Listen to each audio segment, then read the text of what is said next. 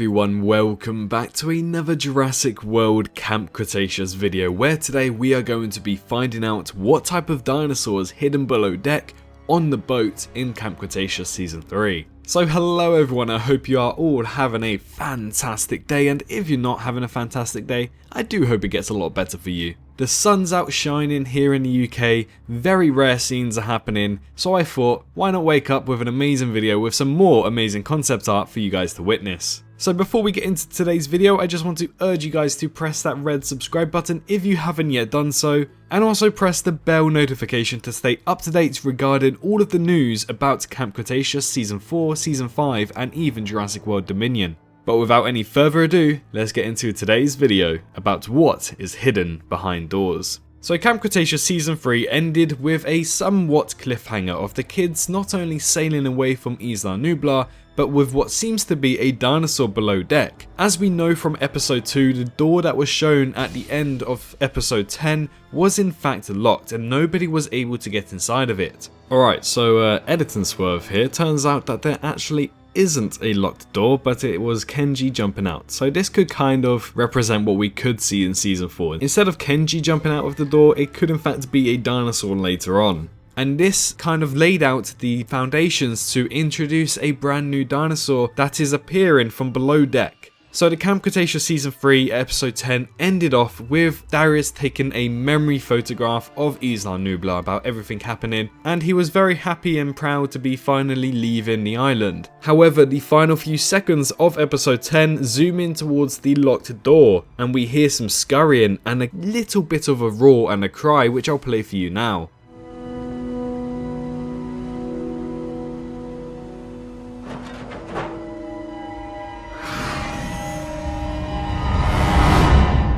So there you go, ladies and gentlemen, that was the roar. Now we do have some idea as to what few dinosaurs this could be. We could even have 2 dinosaurs below deck.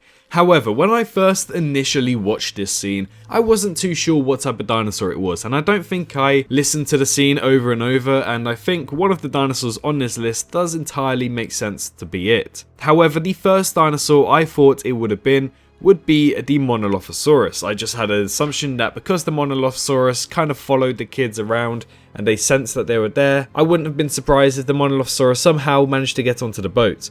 The only way I can assume that the dinosaur would have been able to do so would be through the little crack in the boat that we saw also in episode 2. However, a Dilophosaurus, unless it's a baby size, seems to be quite big for that hole to appear, so I'm not too sure if the Dilophosaurus is logical to be in this room below deck, but we have to wait and see. That was my first assumption to the dinosaur. Now the next dinosaur on my list that I'm assuming would be the Dilophosaurus. The Dilophosaurus has been heavily rumoured and also been teased not only in Jurassic World, but also in Season 1, 2 and 3 specifically. The Dilophosaurus was also shown in Darius's handbook, so it shows that they did in fact see a Dilophosaurus on the island. Now I don't know if it's canonically correct to say that Dilophosaurus in Jurassic World universe could actually reach the size that we know from the paleo-accurate sizes. So let's say the dinosaur we saw in Jurassic Park was the full-sized Dilophosaurus. It could entirely fit into that small hole and also make its way under the deck. So Dilophosaurus isn't entirely impossible, but definitely highly probable. I'm not sure if this is the case for what dinosaur could be below deck, because I believe the next 2 dinosaurs are personally, in my opinion, the best options, and especially if you want to compare the roar to the little squeals that the Dilophosaurus does, they don't really match up at all in my own opinion. However, what does in fact match up perfectly to that roar is another E750.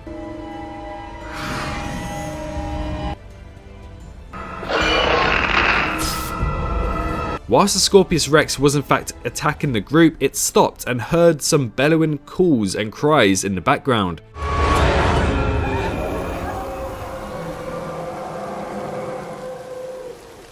Later on, we are told that it was in fact the second Scorpius Rex. However, the sound that was made at the end of episode 10 does seem to match perfectly to what an E750 sound does sound like. And we also got some information from Darius that the dinosaurs can in fact reproduce asexually. So what if a baby E750 Scorpius Rex hybrid is hidden down below? With it being a baby, it can also easily fit into that tiny hole, and maybe the whole reason why the boat despite it being stable and still on the water, was able to move was because one of the adult Scorpius Rex, which we knew was in fact there by the boat because we saw its tail in the fog, maybe it was actually delivering a baby, and that's how it happened. It decided to put a hole in the boat, hit the boat, and produce and leave the baby down below deck. And that roar does sound very similar to an E750 roar if you were to ask me. Personally speaking, I feel like the story of hybrids should be done by now. They really shouldn't try to drag it out as much. However, it does seem logical to have an E750 baby because it was mentioned it reproduces asexually.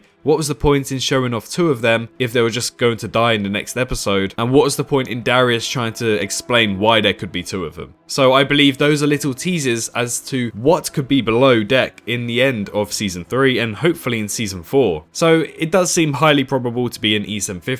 However, the next one, the big one you're waiting for, the Troodon. The Troodon has not been seen, I believe, strong canonically anywhere besides the Jurassic Park Telltale game. And the Troodon does in fact have a very similar story as to the Scorpius Rex. Not only are they both venomous, but they're also ordered to be destroyed, and they weren't destroyed and kept in cryogenic freeze by the original scientists who created it. Not only that, but the Troodon is also apparently nocturnal, especially in the Jurassic franchise, and is also highly likely. Originally, I thought E750 would have been the Troodon, as we have seen Troodon Mattel toys being released around the time of just after Season 2. So we anticipated E750 to in fact be a Troodon, especially that the toys do in fact show some quills running down its neck and back. So I got Jed Hour Arts here to draw up an amazing scene which we could introduce the Troodon to the Jurassic franchise finally very strongly, instead of just being in a Telltale game instead. However, the roar does indicate that it could be an E750 dinosaur. However, who's to say that the Troodon isn't some sort of modified hybrid that they can then,